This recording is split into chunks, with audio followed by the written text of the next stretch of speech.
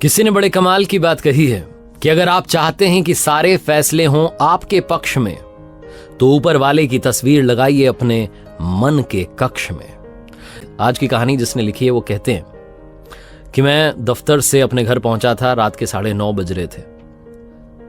हल्की हल्की बारिश हो रही थी। ऑफिस की कार से जो ड्राइवर था वो मुझे छोड़ के जा चुका था।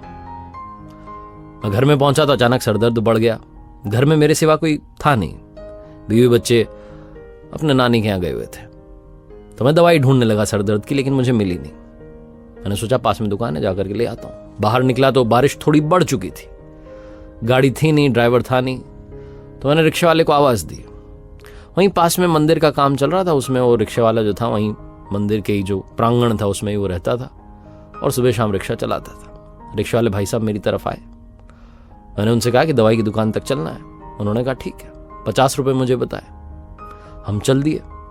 लेकिन वो रिक्शे वाले को मुझे देख करके लग रहा था कि बंदा बड़ा परेशान है, उसकी हालत ठीक नहीं है। तो मैंने पूछा कि भाई साहब क्या बात हो गई। तो उन्होंने बताया कि 2-3 दिन से शरीर में दर्द है, हल्का हल्का बुखार है, लेकिन क्या करें, कोई सवारी नहीं मिल रही है, पैसे मिल नहीं पा रहे हैं, दवाई खरीद नहीं पा रहा हूँ। भगवान से पूजा पाठ में बस कहता रहता हूँ कि आप ही देखो। इसी उधेड़ बुन में हम पहुंच गए दुकान तक। मैं उतरा और दवाई की दुकान की तरफ गया तो फटाफट से अपने लिए दवाई ली और उन रिक्शा वाले भाई साहब के लिए भी दवाई ले ली। सर दर्द तो मुझे हो रहा था, उनको बुखार था। दोनों की दवाइयां मैंने लेकर के अलग अलग पैकेट बनवा लिया। और मैं सोचने लगा कि ये जो भाई साहब हैं, क्या इनकी मदद के लिए मुझे भगवान ने भेजा? ये सब सोचते सोचते मुझे ख्याल आया कि मुझे भी तो खाना खाना है, खाना तो पैक करवाना पड़ेगा। अब हिम्मत नहीं है खाना बनाने की। तो पास ही में एक रेस्टोरेंट था। मैंने रिक्शा वाले भाई साहब को इशारा किया कि रुके रहना, मैं आता हूं। रेस्टोरेंट में गया। रेस्टोरेंट में अंदर जाकर के मैंने अपने लिए छोले भटूरे पैक करवा लिए। एक पैकेट रिक्शा वाले भाई के लिए पैक करवा लिया। मुझे लगा था कि शायद भूखा होगा। दोनों पैकेट पैक करवा करके दवाई खाना सब लेकर मैं पहुंचा, रिक्शा में बैठा। बातचीत करते हुए थोड़ी और रिक्शा वाले भाई साहब के बारे में जानकारी जुटाते हुए पहुंच गए वापस घर तक। घर के वहां जब उतरा तो रिक्शा वाले भाई को मैंने 100 रुपए का नोट दिया। उसने कहा अरे 50 ही बनते। मैंने कहा नहीं, रखो रखो, चिंता मत करो, ये दवाई का पैकेट रखो। एक गोली अभी, एक गोली सुबह, एक एंटीबायोटिक भी अभी और एक एंटीबायोटिक सुबह। सारा उनको कोर्स समझाते हो कि 3 दिन का कोर्स है, आप ले लेना, आप ठीक हो जाओगे।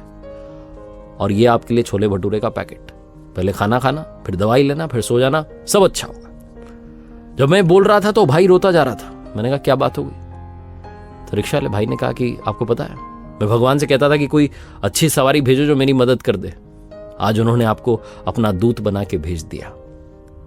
मैं उनसे कहता था मेरे लिए दवाई का इंतजाम करवा दो, शरीर में बड़ा दर्द रहता है, आपने दवाई दे दी। और मेरी कई दिनों से इच्छा थी, कई महीनों से, कि मुझे छोले भटूरे खाने को मिले। आज आप छोले भटूरे लेके आ गए। मैंने तो आपसे कहा भी नहीं था। सब वो करवाता है, वो प्रभु की इच्छा, प्रभु की इच्छा, ऐसा कहते जा रहा था। और मैं सोचते जा रहा था कि मैं जिस रेस्टोरेंट में गया वहां मेन्यू में इतने सारे ऑप्शंस थे।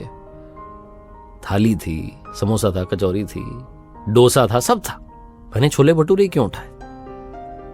शायद वो अपने भक्त की इच्छा पूरी करवाना चाहता था। कहानी बहुत छोटी है, लेकिन सार ये है कि जीवन में कभी भी किसी भी परेशानी में हो तो घबराना मत, उस पर विश्वास रखना। वो अपने बंदे को, बंदी को, अपने दूत को, अपने सच्चे भक्त को आपके पास में जरूर भेजेगा और आपकी मदद करवाएगा।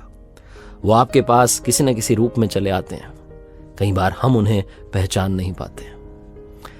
एक बार फिर से वही बात जो अक्सर आपसे कहता हूं, कर दिखाओ कुछ ऐसा कि दुनिया करना चाहे आपके जैसा। याद